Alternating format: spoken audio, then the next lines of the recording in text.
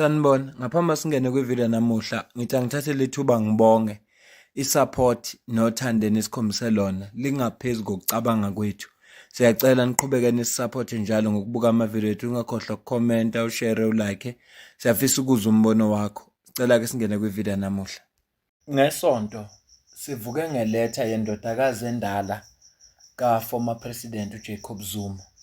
Lapho khona beyisazisa ukuthi ivule icala ivulela udadewabo kanye nabanye ababili, udadewabo kuDuduzile Zuma Sambule, mayelana nodaba lamadoda awu-17 asitake laphaya empini ekhona phakathi kwe-Russia ne-Ukraine. Futhi sakubeka kwacaca ukuthi bekungakabi nabufakazi obusavelile, yonke into it was just ama-allegations.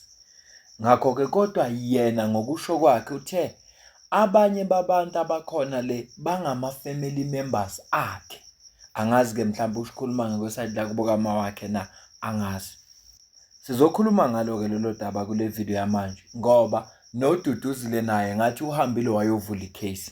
Okunye engifuna ukudlula kukho, ngeke ngafunda ama-comments ngezwe abantu bethi hawu Jacob Zuma uyamhlula umndeni wakhe. Eqinisweni nje lilonke, wonke umuntu ophilayo zikhona iy'nxushunxushu emndenini wakhe. Noma ubani ophilayo zikhona iy'nxushunxushu emndenini wakhe. Akungathi ngoba umndeni walaba udumile, ngoba umndeni odumile nomndeni wakini awufani. Umndeni odumile iy'ndaba zabo zikabi ngoba zisheshe zaziwe umphakathi. Mhlampe kukhona nina nikhulumisane nabakwini ukuthi njengoba udumile manje ngibona abantu besho njalo. Futhi esithenjini izimpi-ke into ehlezi ikhona ngoba phela laba njengoba uzwa nje bahlukene ngomama, ubaba uyedwa bahlukene ngomama. Esithenjini-ke izimpi into ehlezi zikhona, ngokunezimpi zezindlu, zinento ey'ningi kabi. Kugcina kuney'ngane ey'thandwayo ney'ngathandwa ngoba ubaba ethatha esespenda isikhathi esiningi nazo, ezinye engasaspendi isikhathi esiningi nazo. Into yakhona. So ngithi angidlule kulokho ukuthi ngiwafundile ama-comments, kodwa uma singakhuluma iqiniso, akekho umuntu ozothi emndenini wakhe azikho iy'nxushunxushu. Mhlampe lezi zakwaZuma zingcono kunalezi zakini ngoba kini mhlampe wena ukhulumisana nabakwini. Yabona uma ungabuka uhlelo njengale show kwakuthiwa kukithi la, uzwa abantu bebanga izindlu, indlu kagogo, banga nabashana nabazukulu. Ubuka amashow kanjalo uyabona imindeni la ngaphandle ixovekile. Yonke imindeni inazo lezo nkinga.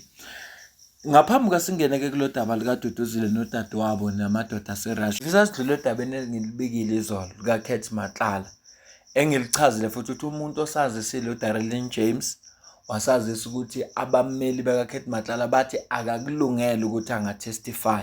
So uma uchairperson we-ad hoc committee esekhulume nabezindaba, bavela abantu ku-comment section kwasengathi thina sispread i-propaganda. Ayikho lento ebesisho. Ngakho-ke ngizokucaphunela yena uchairperson uze ukuthi kwenzakaleni bese sibuyela kula madodakazi akwaZuma. Now, Kurt Matlala has asked for a postponement through his lawyers. He seems to be getting cold feet and he wants his appearance before the ad hoc committee this week to be postponed. His lawyers have written a letter saying that he is not prepared for the appearance and they are requesting additional time. So the lawyers are saying in their letter to the committee chairperson that consulting with Mr. Matlala has become an absolute nightmare in prison. They say, and I quote here, we at times experience difficulties with the network coverage in the CMEX prison, and that the infrastructure in the CMEX prison is not conducive to have a productive consultation as there are no proper facilities, end quote. They also say that the detention of Kurt Matlala in the CMEX prison has negatively affected his health and mental capacity. So they're saying his mental capacity is negatively being affected by his incarceration and detention in that CMEX prison. And I wonder if they're not trying to indirectly influence the decision to remove him or move him from the CMEX prison to an ordinary prison. To say, well, if you want him to cooperate and he needs to be prepared, then he needs to be in a conducive environment. I don't know, but anything is possible. The committee has spent so much money and time coming to Pretoria to accommodate his testimony. But then again, is it worth it to force him to testify if he's not prepared? What happens when he can't answer certain questions because he doesn't have information, because he's not adequately prepared? I mean, MPs are going to get frustrated with that.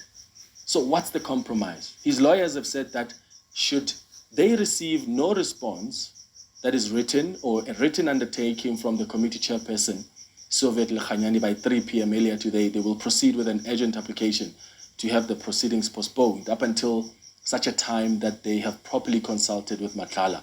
But the chairperson, as I said that this testimony will continue, and he's going to join us in a moment to explain. You said, as you were wrapping things up earlier on, that the testimony of Ket Matlala is going to continue tomorrow. But this is, even though his lawyers had written to you to say he is not ready, he is not prepared, they're asking for a postponement. Does this suggest that between the time they wrote the letter and when you made the announcement, you've been in touch with them and you've somehow found a compromise? Look, we just to put the record straight, because we have been talking to Mr. Matlala and his representative for the last 4 weeks. So what is happening now is that we are at a point where they wanted to raise issues with us, and then we have come to an agreement. Unfortunately, things happened the way they did, where you have what can I say, spectators who want to take penalties.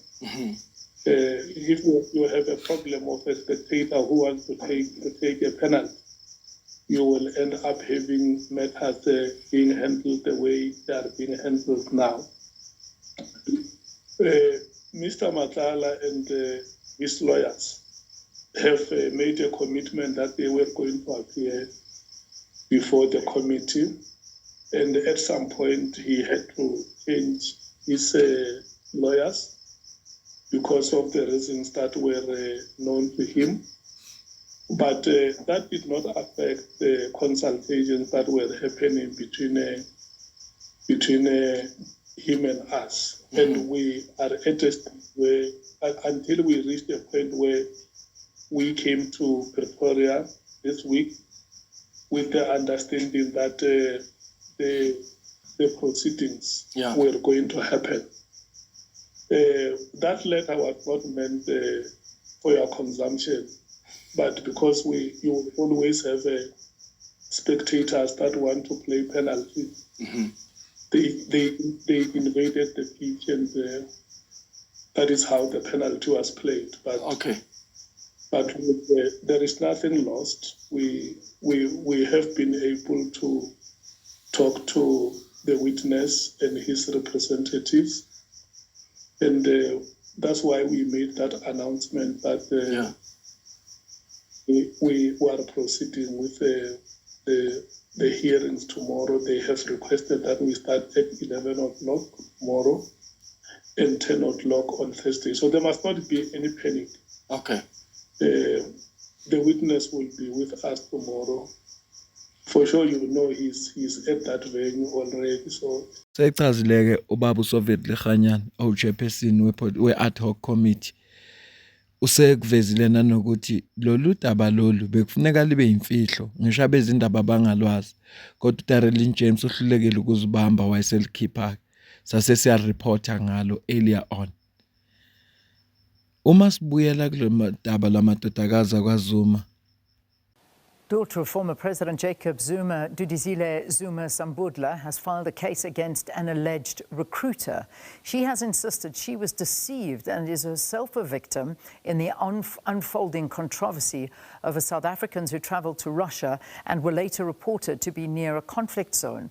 In a sworn affidavit submitted to the South African Police Service, she states that she acted in good faith and never intended to recruit anyone for combat or mercenary activity. Statement ebesiphuma ku-ENCA ngomhla ka-24 kuNovemba sithe breaking news. Duduzile Zuma Sambudla opens a case against military program recruiter Rulani Khoza. This a day after her sister opened up a case against her. In an affidavit seen by ENCA, Zuma claimed the actions she took were in good faith, based on false information supplied to her by a person she had never met before. Gandama Hawks asazisa ukuthi the Directorate for Priority Crime Investigation, DPCI, confirms receipt of an inquiry opened at Sandton Police Station by Ms. Nkosazana Zuma Ncube relating to 17 South African men reportedly trapped in the Ukraine-Russia conflict. A second inquiry docket was registered on Sunday, 24 November 2025, by Ms. Duduzile Zuma. Both matters are being investigated jointly to determine whether any criminality, including possible human trafficking, illegal recruitment, exploitation, or fraud, may have contributed to the movement of these individuals to the conflict zone. The exact charges will be confirmed upon completion of the investigation and assessment of all evidence. The DPCI is working in close collaboration with various government departments and relevant foreign authorities to ensure a coordinated and comprehensive approach. This multi-departmental cooperation ensures that the investigation proceeds within the legal mandates of all structures involved, particularly on matters relating to international relations, identity verification, and foreign law enforcement engagement. The DPCI remains in contact with the complainants and family members as part of the investigative process. An update will be provided where appropriate without compromising the integrity of the investigation. Mahawks la ayasazisa ukuthi athola ama-case amabili. Case oqala evulelwe uDuduzile nalaba ababili abanye babebe u3 kwi-case yakhona. Bese kuba i-case evulwe uDuduzile evulela umuntu lo athi wamiyenga, wamnikeza information okungeyona ukuze bagcine be-recruiter labantu ababa-recruiter. Ukusho ukuthi uDuduzile ngokwakhe uyavuma ukuthi yebo ba-recruitile abantu kodwa akatshelwanga ukuthi labantu bayoba ingxenye yempi, watshelwa okunye. Kodwa ama-Hawks athi asaliphenya ke lolu daba ukuze abone ukuthi i-case okuyiyona yona efuneka ivulwe i-case eyisima kanjani, eye-fraud, eyani kufuneka kubhekakala ukuthi i-case eyisima kanjani. So ngakho sizolinda bona sizi ukuthi bathini. Ngiyazi ukuthi kukwabanye abantu usonileke, kwabanye abantu futhi fanele ngabe usevele wagwetshwa nje kwathiwa unecala, kodwa ngokusho kwamaphoyisa asazophenya njengoba naye selivezile uhlangothi lakhe ukuthi yebo ube ingxenye yokurecruitwa kwabantu kodwa yena wayengatshelwanga ukuthi labantu boba ingxenye yempi. Sizozwa ukuhamba kwesikhathi. Bengithi nje ngikuphe le update ukuthi kwenzakalani ngalolu daba lala madodakazi akaZuma.